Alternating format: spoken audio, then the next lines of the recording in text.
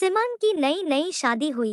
वह अपने नए घर मतलब ससुराल में जैसे ही प्रवेश की उसे कुछ भी अच्छा नहीं लग रहा था, क्योंकि उसकी सास हमेशा उसे हर बात में टोकती थी और कुछ न कुछ उसके विरुद्ध में बोलते रहती थी। उसे अपने पिता का घर याद आने लगा। हर पिता के समान उसका पिता भी उससे बहुत प्रेम करता था। बचपन से जवानी तक पिता ने अपनी बेटी की सारी जरूरतों को पूरा किया था और बहुत लाडों से अपनी बेटी को पाला था। नई नवेली दुल्हन सिमरन अपनी सास के इस रूखे व्यवहार के कारण परेशान हो गई थी और कई बार तो उसने अपनी सास को खरी खोटी सुना देती थी, जिसके कारण घर में बड़ी ही असमंजस की परिस्थिति हो गई। सिमरन अपने पिता के घर लौट आई और रो रो कर पिता से कहने लगी, पिताजी मैं अब उस घर में नहीं जाऊंगी, यही आपके पास रहूंगी। यदि आप मना करेंगे तो मैं आत्महत्या कर लूंगी। पिता समझदार थे। पिता ने बेटी को 2 दिन के बाद कहा, बेटी मैं तुमसे एक बार जैसा कहूँ क्या तुम वैसा करने को तैयार हो? यदि तुम उसके बाद भी कहोगी कि तुम इस घर में मेरे साथ रहना चाहती है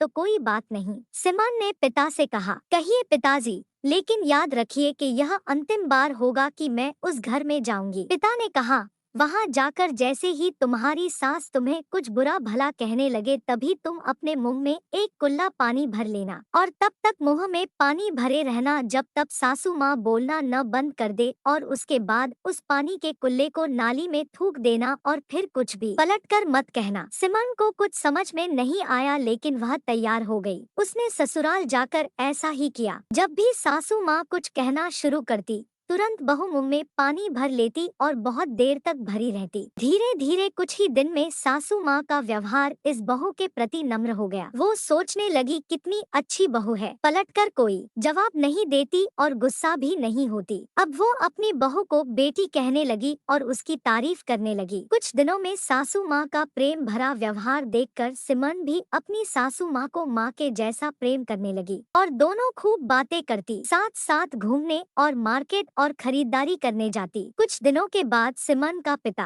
अपनी बेटी सिमरन से मिलने आया। घर के सभी लोगों ने पिता का खूब अतिथि सत्कार किया। फिर जब पिता अपने घर वापस जाने लगे तब अपनी बेटी से कहा, बिटिया चलो, यदि तुम मेरे साथ चलना चाहती हो तो अपना सामान पैक कर लो, हम वापस चलेंगे। तब बेटी ने कहा, नहीं, अब यही मेरा घर है। मैं अपनी सासू माँ से बहुत प्रेम करती हूँ और अब मैं इन्हें किसी भी कीमत में अकेला नहीं छोड़ूंगी। यही मेरी माँ है।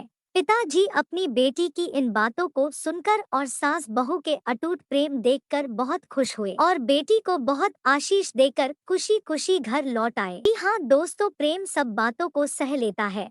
रिश्ते बनाना आसान है, निभाना कठिन, लेकिन जो रिश्ते निभाना जानते हैं वे ही लोग सही मायने में सच्चा प्रेम करते हैं। दोस्तों, आपने इस सास बहू की मजेदार कहानी से क्या शिक्षा पाई है, कमेंट में जरूर लिखिए और चैनल को सब्सक्राइब करना ना भूले। धन्यवाद।